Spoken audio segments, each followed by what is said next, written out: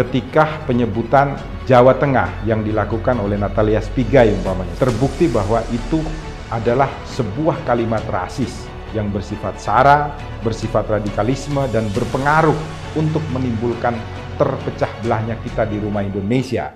Salam Pancasila dan salam penegakan hukum. Hari ini saya ingin menyampaikan kembali tentang surat edaran dari Kapolri ya. Nomor 2 Romawi 2 2021 ini dikeluarkan Kapolri ini pada tanggal 19 Februari 2021 atas perintah langsung dari Presiden Jokowi.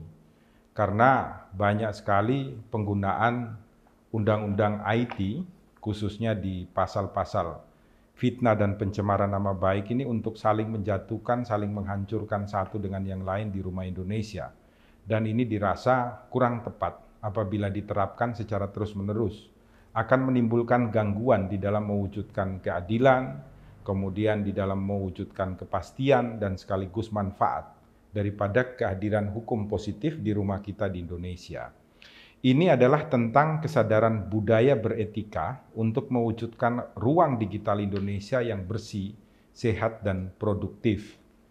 Dalam surat edaran ini, Pak Kapolri memerintahkan kepada seluruh jajaran Kepolisian Negara Republik Indonesia bahwa ketika mereka menerima pengaduan-pengaduan dari dunia maya atas dasar pencemaran nama baik atau fitnah itu, maka penyidik dimanapun di seluruh wilayah Indonesia itu diwajibkan untuk dapat secara tegas membedakan antara sebuah kritik, sebuah masukan, sebuah hoaks, dan pencemaran nama baik yang dapat dilakukan sebuah upaya pidana untuk menentukan apakah ini bisa ditindaklanjuti ataukah tidak. Di dalam surat edaran ini, Kapolri secara tegas mengatakan bahwa khusus mengenai pencemaran nama baik atau fitnah yang diatur di dalam pasal 27 ayat 3 seperti umpamanya yang dilakukan oleh Natalia Spigai kalau saya tidak salah itu kepada Pak Jokowi dan Pak Ganjar Pranowo itu hanya dapat dilakukan apabila yang melaporkan adalah korban.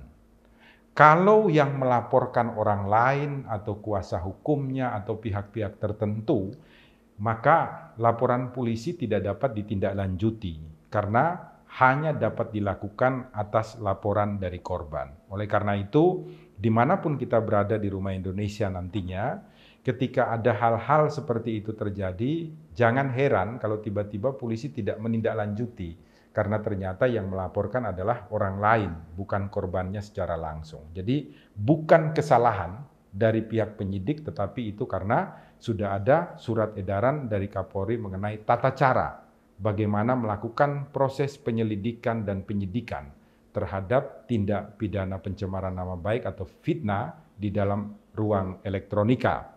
Kemudian juga ditegaskan bahwa apabila ternyata yang melaporkan korban, maka diharapkan dilakukan kajian dan gelar perkara yang dilakukan secara komprehensif terhadap pengaduan yang dilakukan tersebut.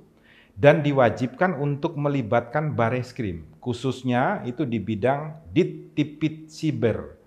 Ini dilakukan melalui Zoom meeting, sehingga dapat ditempuh waktu yang cepat, kos yang ringan, dan lain sebagainya. Sehingga nanti dapat diambil sebuah keputusan yang bersifat kolektif dan kolegial untuk nantinya menentukan apakah sebuah perkara ini dapat dinaikkan ataukah tidak.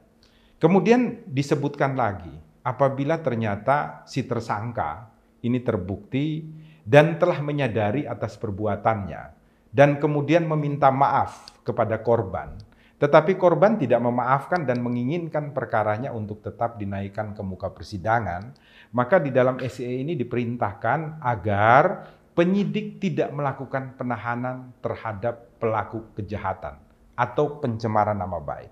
Jadi sekalipun korban tidak mau memaafkan, tetapi pelaku meminta maaf, maka dia tidak boleh ditahan, tetapi perkaranya ditindaklanjuti.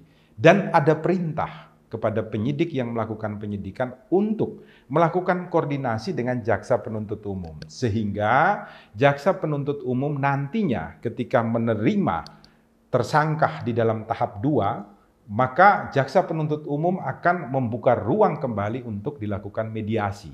Karena yang dikedepankan adalah restoratif justice di dalam penyelesaian perkara ketika adanya pencemaran nama baik ataupun fitnah. Nah, hal ini tidak berlaku khususnya terhadap pasal 27 ayat 4 tentang apabila terjadinya potensi yang memecah belah bangsa, memecah belah kehidupan kita bersama di rumah Indonesia, bersifat sara, bersifat radikalisme, dan bersifat separatisme. Nah, kalau hal-hal seperti ini, maka ketentuan SE ini tidak berlaku. Tidak perlu ada laporan daripada si korban langsung, tetapi orang lain, pihak lain yang merasa bahwa ini mampu untuk menimbulkan kegaduhan di rumah Indonesia, maka ini masuk di dalam pasal berbeda dan tidak berlaku ketentuan ini. Dalam pengertian, apabila unsur-unsur actus reus daripada ketentuan pasal terpenuhi, kemudian mens rea-nya terlihat secara jelas terpenuhi, maka itu dapat kemudian dilakukan penahanan terhadap yang bersangkutan dan tindak pidana yang diduga dilakukan dinaikkan untuk dituntut ke muka persidangan. Hal ini contohnya umpamanya ketika penyebutan Jawa Tengah yang dilakukan oleh Natalia Spigai umpamanya. Saya contohkan kasus yang paling baru adalah terbukti bahwa itu adalah sebuah kalimat rasis yang bersifat sara, bersifat radikalisme, dan berpengaruh untuk menimbulkan terpecah belahnya kita di rumah Indonesia, khususnya antara umpamanya masyarakat warga Jawa Tengah umpamanya dengan warga Papua dan lain sebagainya. Maka hal ini dapat ditindaklanjuti tanpa adanya laporan dari korban yaitu Bapak Jokowi ataupun Pak Ganjar. Nah, surat edaran ini sampai saat ini masih berlaku sehingga diharapkan kita mampu untuk membacanya secara baik dan menggunakan secara baik sehingga keadilan itu dapat terwujud. Kepastian hukum pun dapat terwujud dan manfaat hukum pun dapat terwujud ketika kita hidup bersama di dalam ruang-ruang publik kita, khususnya di dalam dunia maya, seperti di dalam Instagram, di dalam WhatsApp group, kemudian di dalam Facebook, di dalam YouTube, dan lain sebagainya. Semoga bermanfaat bagi kita semua. Jangan lupa subscribe Rumah Pancasila dan selalu berbagi ilmu pengetahuan dengan kita bersama di Rumah Indonesia sehingga Indonesia menjadi lebih baik di dalam penegakan hukumnya. Salam Pancasila dan salam penegakan hukum. Sadar-sadarlah, hai penegak hukum. Ruang sidang bukan penyiksa kebenaran. Sadar-sadarlah, hai penegak hukum. Ruang sidang bukan pembunuh keadilan.